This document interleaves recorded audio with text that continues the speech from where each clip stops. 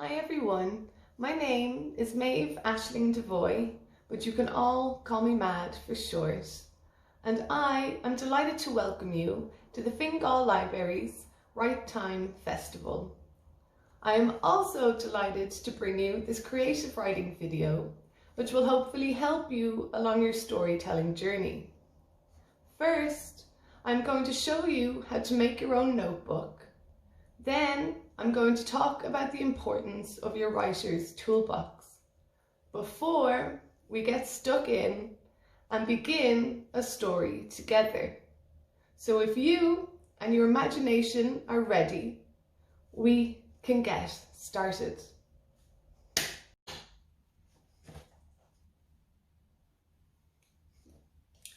All you need to make your own notebook is some paper and some string. What I have here is some A4 paper. You can choose any size paper you like and any color. Just remember that the more paper you have means the more pages there will be in your notebook.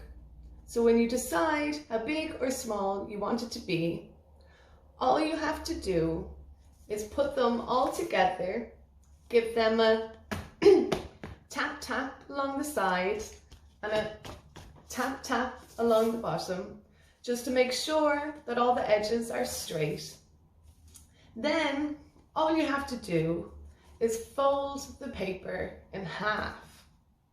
Now, once you fold it in half, you can give it another tap tap just to make sure that the edges are still even before you pinch both of the sides together. And then we're going to just simply flatten down the middle. So you want to hold those two edges tight and flatten down the middle, as I said. So you want to give it a good old pinch or a squeeze there. Now everyone, what you can also remember is that this is a video. So if you find that you're struggling a little bit, you can pause, rewind and watch it as many times as you need until you get the hang of it. Once then you have flattened down the back, you can open up all of your paper, all of your folded pages, and take a look at the crease in the middle. This is where we are going to put our string. So if you want to carefully put this down and take up your string, we're going to talk about the length. Well, first of all, you can use some string, some twine or some wool, whatever you can find really, and it should work perfectly. And the length that you want it to be is about 3 times the length of the paper you're using, or else the length of your arms stretched out. Then what I want you to do is to pinch down the bottom and leave enough for you to be able to tie a knot or a bow in it, okay? So about that much is a good length. Then I want you to pick back up your folded paper and we're going to pinch down the bottom of the crease with our index finger and our thumb. And what we're going to do then is take the bit of string that we have separated and tuck it under our finger. Now, so you're going to tuck it in there. Now, all we're going to do, guys, is line the string with the middle, or line the string in the middle along the crease, and then we're going to just wrap it around, okay? And do that again. We've got the string tucked under our finger down here, and then all we're going to do is line it with the crease in the middle and wrap it around. Now you can tuck that bit of string under your thumb, and then all we're going to do is do that again. So bring the string back up, line it with the crease in the middle, and then wrap it around. And then you can do that as many times as you can until there's just enough string at the bottom to tie a knot or a bow in both ends. Okay? Before you tie your knot or your bow, you want to make sure that the string is straight in the middle and that it's tight. So what I do is I turn it upside down, and I'm actually going to hold it in between my knees so I can give the strings, as I said, a bit of a tug so they're tight. And then I'm going to tie my knot in it. So 1, 2, 3. And then I'm going to tie a little bow. Now, you might think that there is some sort of magic going on down here, but I assure you there is not. Ta-da! It's not the best bow, but it certainly will work. Now, so once you've done that, you can fold the paper back over and you have a notebook. Now, why I love making my notebooks like this is, as I said earlier, you can decide how big or small you want it to be. So that means if you want to write a short story, you could make a smaller notebook, or if you wanted to use it as your diary, you could add more paper and have more pages. You can also add more pages if you reach the middle and realize that whatever you're working on is going to need more room. All you need to do is get the same size paper, lift up the paper or lift up the string in the middle, and took some more paper in there. I also love making my notebook like this because you can make your own cover. So you could get some help from an adult and get a cereal box and cut out some cardboard to the same shape and size, and then you could put that on before you tie on your string. You could then maybe glue some material to it, or colour it in and write your name on it, or stick some buttons or whatever you please on there. But you can really make it your own, and that is what I think is really wonderful about it. It's also great because no matter where you are, you will hopefully be able to find some paper and some string. So it means that you'll always be able to make something that you can write your ideas in and keep them safe. And that, boys and girls, is what we are going to talk about next. So if you have your notebook made, or you've gone and grabbed the one you're already using and a pencil, we can begin to talk about our writer's toolbox. So if you're ready, let's go.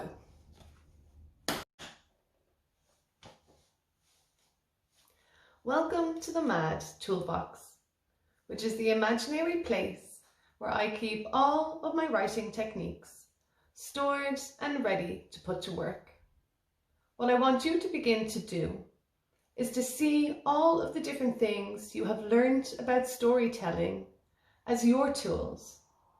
That way, whenever you get stuck, you'll be able to take a look inside your own toolbox, take out a skill, and hopefully break through your writer's block. It's also important to see the techniques that we use as tools so that we remember to practice them and to keep them as sharp in our heads as we can. The reason I believe your notebook will be one of the most important tools that you use is because it will be the place where you keep your ideas safe. So make sure you keep it and a pencil with you at all times. The thing about ideas is that they come and go very fast.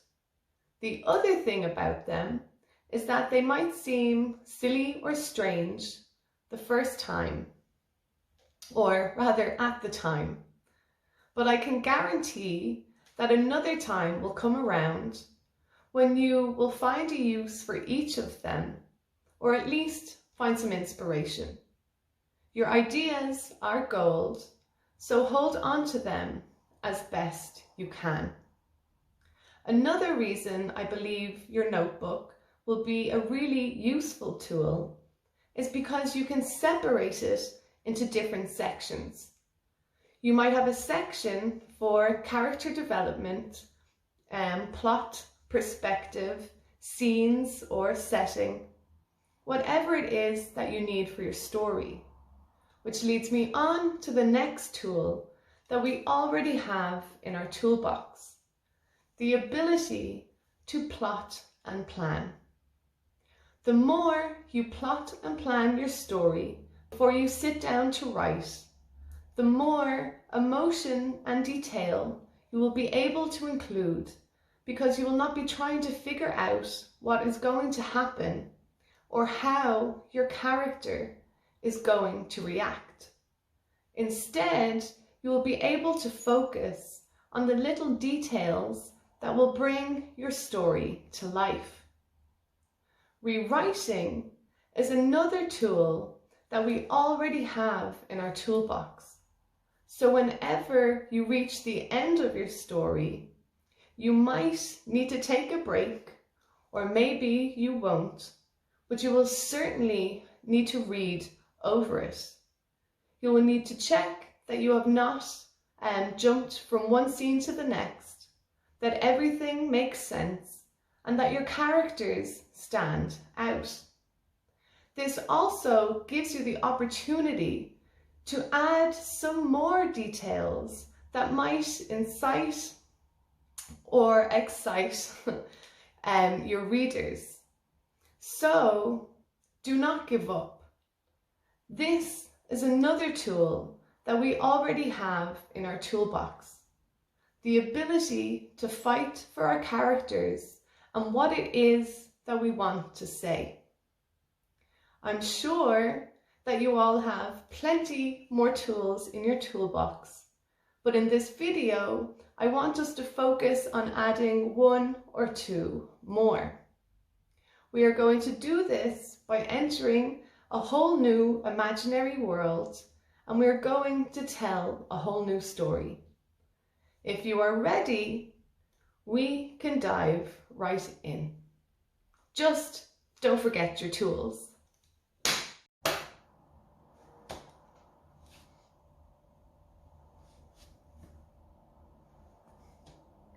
Now that we are ready to get to work and to roll up our sleeves, we are going to tell a story called Inside the Mad Toy Box. I'm sure you can imagine what's going to happen or what could happen, but I'm still going to start with a little backstory before I delve into the tools that I want you to use in your story. So let's get to it. As you can see behind me, there are 3 old and battered toys inside a cardboard box with Toy Box painted on it. It might not look like much, but I can assure you that the Toy Box and the toys have been on their fair share of adventures. This bear here in the middle has a big belly and a big heart. He also has a scar on his forehead. This plastic car over here is the fastest of all the plastic cars. It just sometimes struggles to stop.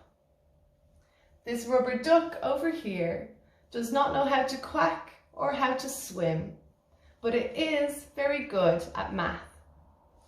There is also a red balloon that rarely ever floats. The thing now about the toy box is that whenever it is gifted to a child, the toys inside come to life. But whenever an adult catches them alive, they fall back asleep and the box is put back outside on the curb until another family decides to take it home. In your story, you can decide to have 3 different toys inside your toy box. What I really want you to be focusing on and to be thinking about is how long has the toy box been passed around? How old are the toys inside? Do they get along? Have any been lost? And can any new toys join them and come to life too? Before you begin your story, and before I give you your tasks, I want you to remember the tools that you already have inside your toolbox and decide what your 3 toys are going to be. I want you to decide where the toys will be from, what their personalities will be like, and what their strengths and weaknesses will be. When you are certain of all of that, we can take a look inside the toy box.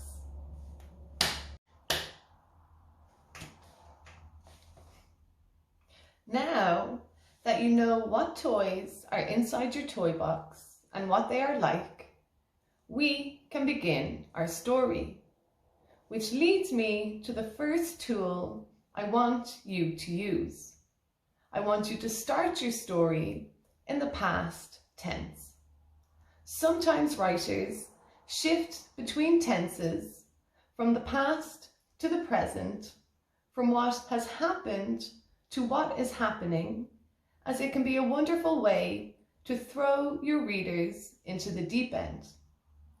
What I will say, and what I think is very important, is that if you choose to do this, you make sure that you do not confuse your readers.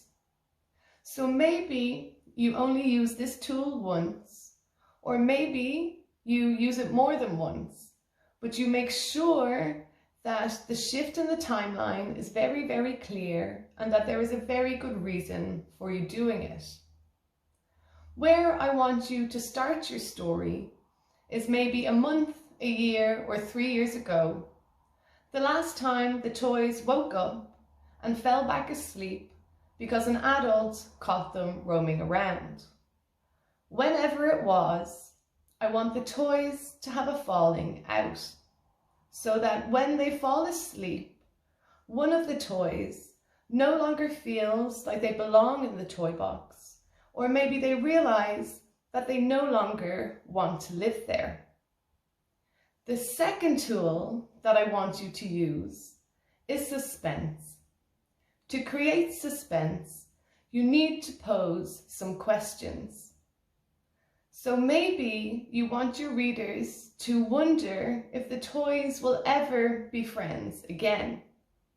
Maybe one of the toys mentions getting revenge before they shut their eyes and fall asleep.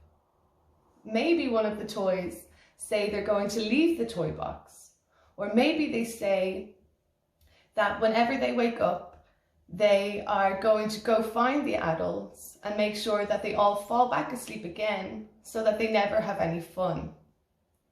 You want your reader to find out the answer to these questions by continuing to read your story. So I want you to start your story. I want you to introduce your characters by introducing the conflict. We all know that a story has a start, a middle, and an end, and that there has to be some sort of conflict that is resolved. By shifting tenses, you are able to bring that conflict forward rather than waiting until you reach the middle of your story. Now you have your characters and a place to start. Once you have written all that down, we can jump ahead to the present tense and find out where the toys have woken up this time.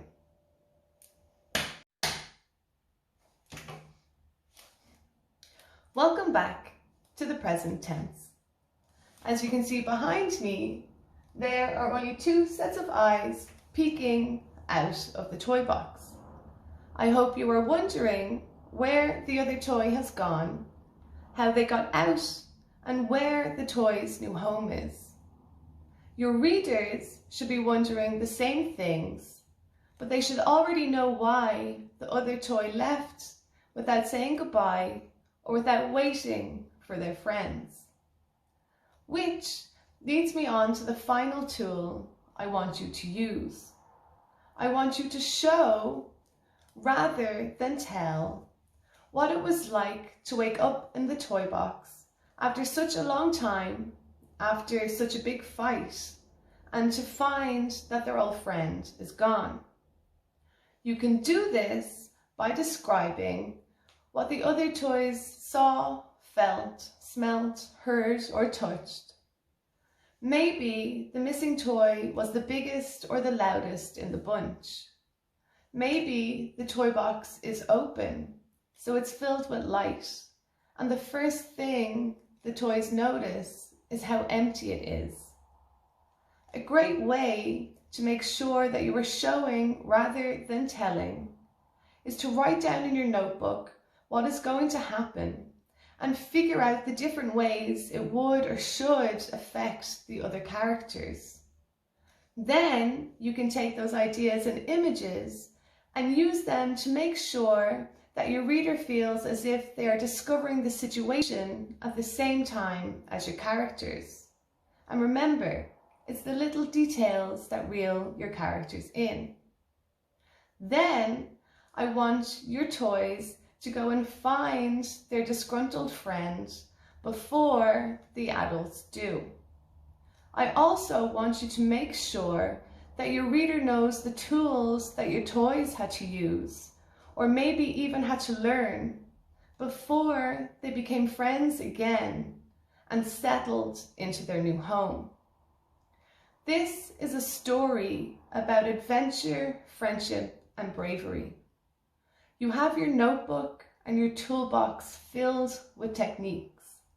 There is nothing standing in you or your character's way.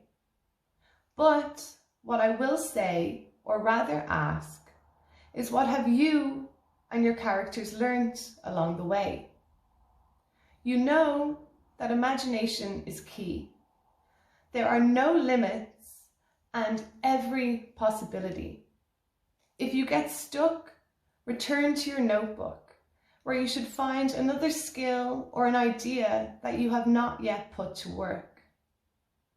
It has been an absolute pleasure diving into our Writer's Toolbox with you to celebrate the Fingal Library's Write Time Festival.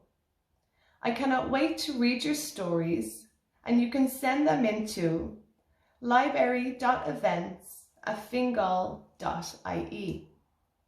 Until I see you again, remember the most important tool of all, which is the ability to not give up.